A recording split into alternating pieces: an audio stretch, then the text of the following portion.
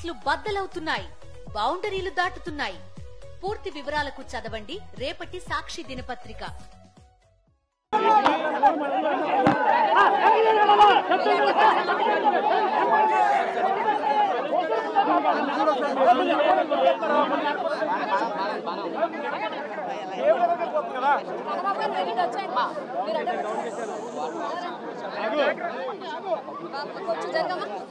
కొంచెం జరగాలి, ఇంకా జరగాలి, జరగండి అంతే. అలాగే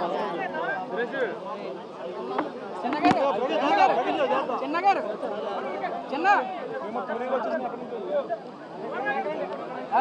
బాబాయ్ తూనీలు వచ్చాయి.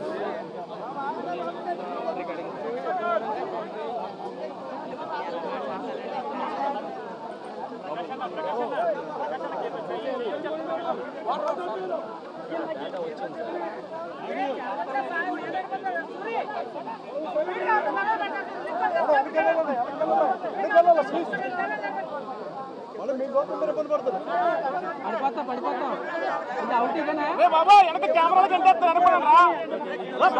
బయట వాళ్ళు అనుకున్నారా? కెమెరాలు కంటేస్తారు, వెనకొండి ఫ్రీగా తీసుకోండి, తప్పలేదు. కెమెరాలు కంటేస్తారు. పోలీసు వారు వెనకండి, గురుగారు ఒకళ్ళు వెనకాలండి. కెమెరాలు కంటేస్తారు వెనకాల, ఒక్కళ్ళు వెనకాల చెప్పేసి వెనక చెప్పు. అవుటర్స్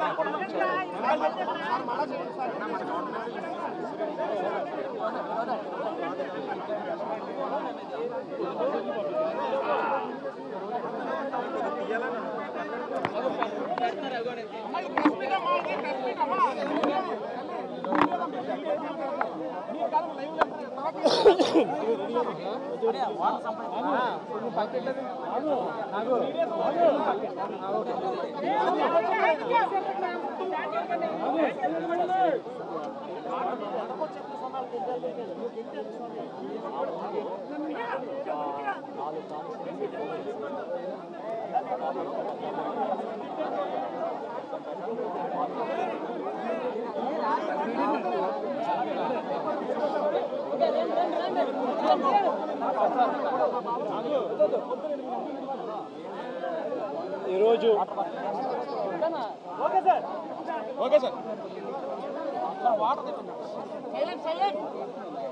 ఈరోజు ఏలేరు రిజర్వాయర్కి సంబంధించి ఇక్కడ జరిగిన పరిణామాలు, ఇక్కడ జరిగిన రిజర్వాయర్కి సంబంధించిన రెగ్యులేషన్ కూడా ఒకసారి గమనించినట్టయితే మళ్ళీ మనందరికీ కూడా గుర్తుకొచ్చేది ఏమిటి అని అంటే, సాక్షాత్తు గతంలో మనం ఏదైతే చూసామో విజయవాడ ఏ మాదిరిగా అయితే అతలాకుతలమైందో అదే రకమైన మోడస్ ఆపరాండా, అదే రకమైన నిర్లక్ష్యం ఈరోజు ఏలూరు రిజర్వాయర్కు సంబంధించిన వాటర్ మేనేజ్మెంట్ పరిస్థితి చూసినా అంతే అదే గుర్తుకొస్తుంది. కారణం ఏమిటి అని అంటే, సైక్లోన్ వస్తుంది, డీప్ డిప్రెషన్ కింద కన్వర్ట్ అవుతుంది, భారీగా వర్షాలు పడతాయి అని రాష్ట్ర ప్రభుత్వానికి ఇన్ఫర్మేషన్ ఉంది. రాష్ట్ర ప్రభుత్వానికి 31వ తారీఖునే ఈ రకమైన ఇన్ఫర్మేషన్ రాష్ట్ర ప్రభుత్వానికి ఉంది. ఐఎండి వాళ్ళు రాష్ట్ర ప్రభుత్వానికి ఇన్ఫార్మ్ చేసినారు, అలర్ట్ చేసినారు. అలర్ట్ చేసేసరికి ఏ ప్రభుత్వమైనా కూడా ఏం చేయాలి, దానికి రివ్యూ తీసుకోవాలి, చీఫ్ సెక్రటరీని పిలిపించాలి, ఇరిగేషన్ సెక్రటరీని దాంట్లో భాగస్వామ్యం చేయాలి, ఏ ఏ ప్రాంతాల్లో వర్షాలు పడతాయి అని ఇన్ఫర్మేషన్ మనకున్న నేపథ్యంలో ఆయా జిల్లా కలెక్టర్లను కూడా వీడియో కాన్ఫరెన్స్లలో భాగంగా తీసుకోవాలి. ఆయా ఏరియాలకు స్పెషల్ కలెక్టర్లను, స్పెషల్ ఆఫీసర్లను, ఐఏఎస్ ఆఫీసర్లను మళ్ళీ పంపించాలి. రెవెన్యూ సెక్రటరీ కూడా పార్టిసిపేట్ చేయాలి, హోమ్ సెక్రటరీ కూడా ఆ రివ్యూలో పార్టిసిపేట్ చేయాలి. అలా చేసినప్పుడు ఇరిగేషన్ సెక్రటరీ కలెక్టర్లతో తాను మమేకమైపోయి ఏలేరు రిజర్వాయర్లో ఏ స్థాయిలో నీళ్లున్నాయి, వర్షాలు ఏ స్థాయిలో పడబోతా ఉన్నాయి, ఏ స్థాయిలో నీళ్ల ఇన్ఫ్లో రాబోతా ఉంది, ఆ వచ్చేది ఏలేరు రిజర్వాయర్లో పడినప్పుడు ఆ ఏలేరు రిజర్వాయరు ఆ నీటిని రెగ్యులేట్ చేయగలుగుతుందా, బ్యాలెన్స్ చేయగలుగుతుందా అన్న ఫ్లడ్ కుషన్ను ఏలేరు రిజర్వాయర్లో మెయింటైన్ చేయాల్సిన బాధ్యత ఇరిగేషన్ సెక్రటరీది, కలెక్టర్లది. చంద్రబాబు నాయుడు గారికి జ్ఞానోదయం అయి ఉండింటే కొద్దో గొప్ప చంద్రబాబు నాయుడు గారికి మనుషులకు సంబంధించిన మానవతా దృక్పథానికి సంబంధించిన విలువలు తెలుసుంటే తాను ఒక స్పెషల్ ఆఫీసర్ని కూడా ఐఏఎస్ ఆఫీసర్ని కూడా వేసి వీటిని సూపర్వైజ్ చేస్తాడు. కానీ అన్ఫార్చునేట్గా ఏం జరిగింది? అన్ఫార్చునేట్గా ఇంత ఇన్ఫర్మేషన్ ఉన్నప్పటికీ కూడా ఏలేరు రిజర్వాయర్లో సైక్లోన్ వస్తూ ఉంది, ఆ ప్రాంతానికి అది డీప్ డిప్రెషన్గా మారుతుంది, భారీ వర్షాలు కురుస్తాయి అని చెప్పి తెలిసి ఉన్నా కూడా రిజర్వాయర్లకు సంబంధించిన ఫ్లడ్ కుషన్ మేనేజ్మెంటు పూర్తిగా గాలికి వదిలేశారు. నేను అడుగుతా ఉన్నాను ఇదే మంచి చంద్రబాబు చంద్రబాబు నాయుడు గారిని, దాదాపుగా Yeleru reservoir full reservoir capacity దాదాపుగా 22-23 టీఎంసీలు దాదాపుగా పెట్టుకునే పరిస్థితి ఉంటే అప్పటికే దాదాపుగా ఆ రోజుకు 31వ తారీఖు ఆ రోజుకు దాదాపుగా 18 టీఎంసీల మేరకు నీళ్ళు ఆల్రెడీ ఉన్నాయి.